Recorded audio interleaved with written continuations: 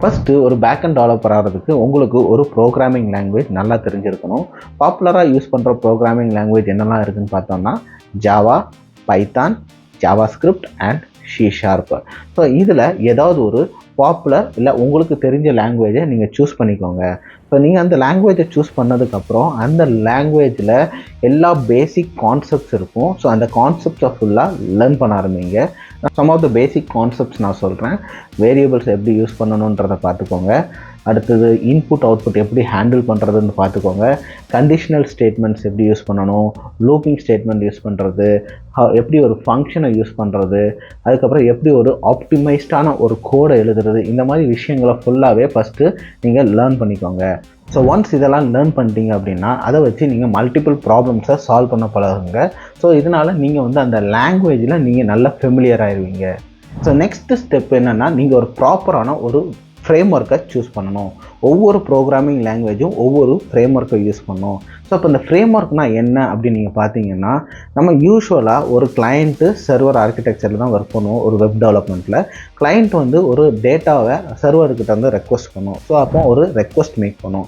So இந்த ரெக்வஸ்ட்டை server வாங்கிட்டு அந்த ரெக்வஸ்ட்டை அதுக்கேற்ற மாதிரி ப்ராசஸ் பண்ணிவிட்டு கிளைண்ட்டுக்கு ஏற்ற மாதிரி ஒரு ரெஸ்பான்ஸை சென்ட் பண்ணும். ஸோ இதுதான் அது கிளைண்ட் சர்வர் கம்யூனிகேஷன். ஸோ இந்த கிளைண்ட் சர்வர் கம்யூனிகேஷனில் ஒரு ரெக்வஸ்ட்டை கெட் பண்ணுறது, அந்த ரெக்வஸ்ட்டை ப்ராசஸ் பண்ணுறது, ரெஸ்பான்ஸ் சென்ட் பண்ணுறது, இதெல்லாம் ப்ராசஸ் இருக்குல்ல. ஸோ இதுக்கு எல்லாமே ஒவ்வொரு இதை எழுதுறதுக்கு பதிலாக ஆட்டோமேட்டிக்கலாகவே ஒவ்வொரு லாங்குவேஜுக்கும் ஒரு ஃப்ரேம் ஒர்க்கை வச்சுருப்பாங்க. அந்த ஃப்ரேம் ஒர்க்கில் இந்த ஃபங்க்ஷனாலிட்டிஸ் எல்லாத்தையுமே இன்பில்டாகவே கொடுத்துருவாங்க. ஸோ தட் நீங்கள் வந்து டைரெக்டாக ப்ரோக்ராமிங்கில் கான்சன்ட்ரேட் பண்ணிக்கலாம். ஒவ்வொரு ப்ரோக்ராமிங் லாங்குவேஜும் ஒவ்வொரு different web frame work use பண்ணணும். நம்ம ஜாவா எடுத்துக்கிட்டோம் அப்படின்னா அது ஸ்ப்ரிங் யூஸ் பண்ணும். சி ஷார்ப் எடுத்துக்கிட்டோம்னா ASP.NET கோர் யூஸ் பண்ணும். பைத்தான் எடுத்துக்கிட்டோம்னா ஃப்ளாஷ் இல்லாட்டினா ஜாங்கோ யூஸ் பண்ணும். Node.js எடுத்துக்கிட்டோம்னா அது எக்ஸ்பிரஸ் அப்படின்ற ஃப்ரேம் ஒர்க்கை யூஸ் பண்ணுவோம். ஸோ இந்த ஃப்ரேம் ஒர்க்கை ஃபஸ்ட் லெவலில் நீங்கள் சூஸ் பண்ணிக்கிட்டணும். நெக்ஸ்ட்டு ரொம்ப இம்பார்ட்டண்ட்டானது என்னென்னா நீங்கள் ஒரு டேட்டா பேஸை சூஸ் பண்ணி படிக்க ஆரம்பிக்கணும். நிறைய பேர் வந்து இந்த டேட்டா பேஸை சூஸ் பண்ணி படிக்கிறத பற்றி நிறைய எக்ஸ்பிளைன் பண்ணுறதில்ல. ஸோ என்ன அப்படின்னா எப்போவுமே ஒரு சர்வர் வந்து மோஸ்ட் ஆஃப் த டைம் வந்து ஒரு பர்சிஸ்டண்ட்டாக ஒரு இடத்துல டேட்டாவை ஸ்டோர் பண்ணி வைக்கும். அதுதான் டேட்டா பேஸு. இந்த டேட்டா பேஸை நம்ம ரெண்டு வகையாக கிளாஸிஃபை பண்ணால், ஒன்று வந்து ரிலேஷனல் டேட்டா பேஸ், இன்னொன்று வந்து NoSQL அப்படின்னு சொல்லுவோம். பாப்புலராக யூஸ் பண்ணுற ரிலேஷனல் டேட்டா பேஸ் என்னெல்லாம் பார்த்தோம்னா SQL இருக்குது, MySQL இருக்குது, Postgres இருக்குது. பாப்புலராக யூஸ் பண்ணுற NoSQL என்னென்னு பார்த்தோன்னா MongoDB. இதில் நீங்கள் ஃபஸ்ட் லெவலில் நீங்கள் படிக்கிறீங்க அப்படின்னா நீங்கள் வந்து MySQL இல்லாட்டினா Postgres நீங்கள் சூஸ் பண்ணிக்கோங்க. அதாவது ரிலேஷனல் டேட்டா பேஸை சூஸ் பண்ணி அதில் இருக்க எல்லா கொரீஸையும் லேர்ன் பண்ண ஆரம்பிங்க. என்னெல்லாம் காமனாக இருக்கிற கொரிங் பார்த்தோம் அப்படின்னா select, filtering, sorting, joins, aggregations, grouping, having, subqueries, indexing, transaction, views, normalisation என்னென்னு தெரியணும், stored procedure, functions, triggers. So இந்த டாபிக்ஸை நோட் பண்ணி வச்சுக்கோங்க. ஸோ இந்த டாபிக்ஸில் எல்லா கொரீஸையும் நீங்கள் எக்ஸிக்யூட் பண்ணி பார்த்துக்கோங்க.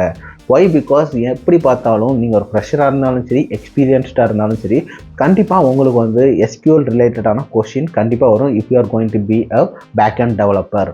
ஸோ அப்போ நீங்கள் வந்து SQLல உள்ள எல்லா கொரீஸையும் நல்லா படிச்சுக்கோங்க. ஸோ நெக்ஸ்ட்டு APIனா என்னன்றதை படிக்க ஆரம்பிக்கணும். ஸோ APIனா அப்ளிகேஷன் ப்ரோக்ராமிங் இன்டர்ஃபேஸ். நான் ஏர்லியராக சொன்ன மாதிரி தான் ஒரு கிளையண்ட்டு ஒரு சர்வர் ரெண்டு பேருக்கும் இடையில API மூலமாக தான் அந்த கம்யூனிகேஷன் நடக்கும். டே டு டே லைஃப்பில் நம்ம கூகுள் பே வச்சு பேமெண்ட்ஸ்லாம் மேக் பண்ணுறோம். ஸோ அதில் ஃபஸ்ட் லெவலில் என்ன பண்ணுவோம், ஒரு QR கோடை நம்ம ஸ்கேன் பண்ணுறோம். ஸ்கேன் பண்ணதுக்கப்புறம் என்ன பண்ணுவோம், ஒரு அமௌண்ட்டை என்ட்ரு பண்ணுவோம். என்ட்ரு பண்ணிட்டு ஓகேன்னு கொடுத்ததுக்கப்புறம் என்ன ஆகும், ஒரு ப்ராசஸ் நடக்குது. அப்போ என்ன ஆகும்னா உங்களோட மொபைல் ஆப்பில் இருந்து ஒரு ரெக்வஸ்ட் போகும். அதான் API ரெக்வஸ்ட்டு. அந்த API ரெக்வஸ்ட்டில் என்னெல்லாம் போகும்னா உங்களோட சென்டரோட UPI ID, உங்களோட பேங்க் அக்கௌண்ட் டீட்டெயில்ஸ், அதுக்கப்புறம் எவ்வளோ அமௌண்ட் சென்ட் பண்ணணும், இந்த மாதிரி சில டீட்டெயில்ஸ் அண்ட் இன்ஃபர்மேஷன்ஸை சர்வருக்கு சென்ட் ஆகும். சர்வர் வந்து அந்த டிரான்சாக்ஷனை கம்ப்ளீட் பண்ணி அந்த பேமெண்ட்டை கம்ப்ளீட் பண்ணிவிட்டு உங்களுக்கு வந்து ஒரு ரெஸ்பான்ஸ் சென்ட் பண்ணும். ஸோ இதுதான் வந்து API.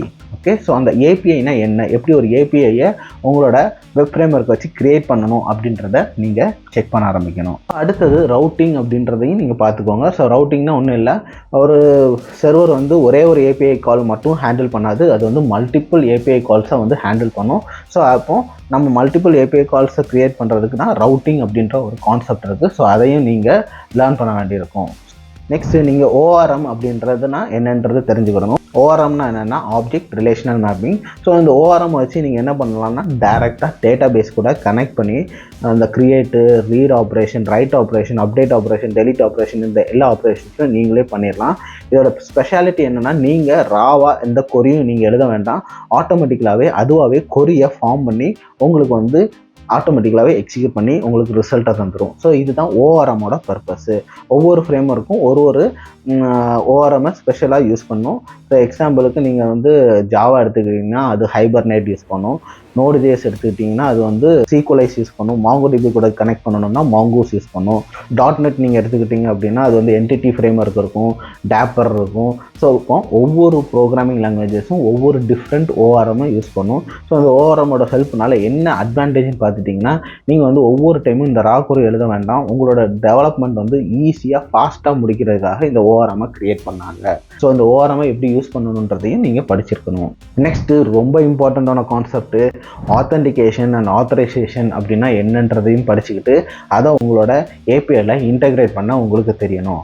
ஆத்தென்டிகேஷன் என்னென்னா ஒரு யூசர் இந்த சிஸ்டத்தை யூஸ் பண்ணலாமா அப்படின்றத ஐடென்டிஃபை பண்ணுறது தான் ஆத்தென்டிகேஷன். ஆத்தரைசேஷன்னா என்னென்னா அந்த சிஸ்டத்துக்குள்ளே உள்ள ரிசோர்ஸை நான் யூஸ் பண்ணிக்கலாமா, அதை யூஸ் பண்ணுறதுக்கான ரோல் எனக்கு இருக்குதா அப்படின்றத செக் பண்ணுறது தான் ஆத்தரைசேஷன். எக்ஸாம்பிளுக்கு நீங்கள் உங்களை ஒரு வாட்ஸ்அப் குரூப் க்ரியேட் பண்ணியிருக்காங்கன்னு வச்சுக்கோங்களேன். ஸோ அந்த வாட்ஸ்அப் குரூப்பில் அட்மின் மட்டும் என்ன பண்ண முடியும், உங்களுக்கு வந்து மெசேஜ் போடுற மாதிரி செட் பண்ணியிருப்பாங்க. மற்ற எல்லாம் மெசேஜை ரீட் பண்ணுற மாதிரி செட் பண்ணியிருப்பாங்க. ஸோ இதுதான் ஒரு ரோல் மாதிரி செட் பண்ணியிருப்பாங்க. ரோல் மாதிரி செட் பண்ணாங்கன்னா அது என்னது, உங்களுக்கு ஆத்தரைசேஷன். ஆத்தென்டிகேஷன் அப்படின்னா நீங்கள் வந்து வாட்ஸ்அப்பில் ஒரு நம்பரை வச்சு ஆத்தென்டிகேட் பண்ணி உள்ளே போயிருப்பீங்க. ஸோ இதுதான் வந்து ஆத்தென்டிகேஷன். ஸோ இந்த ஆத்தென்டிகேஷன் அண்ட் ஆத்தரைசேஷன் இந்த ரெண்டு கான்செப்டையும் உங்களோட ஏபிஐயில் நீங்கள் இன்டெகிரேட் பண்ண உங்களுக்கு தெரிஞ்சிருக்கணும். ஸோ அடுத்து ரொம்ப இம்பார்ட்டண்ட்டான கான்செப்ட் என்னென்னா வெப் செக்யூரிட்டி. நம்ம என்ன தான் ஏபிஐ காலை க்ரியேட் பண்ணாலும் அந்த ஏபிஐ காலுக்கு ப்ராப்பராக செக்யூராக இருக்குதா அப்படின்றத எல்லாத்தையும் நம்ம செக் பண்ணணும். நிறைய டைப்ஸ் ஆஃப் ப்ராப்ளம்ஸ் இருக்குது, நிறைய டைப் ஆஃப் செக்யூரிட்டி ரிஸ்க்ஸ் இருக்குது. ஸோ அது சம் ஆஃப் தம் நான் சொல்கிறேன், நீங்கள் வந்து நெட்டில் சர்ச் பண்ணி அது என்னன்றதை பார்த்துக்கோங்க.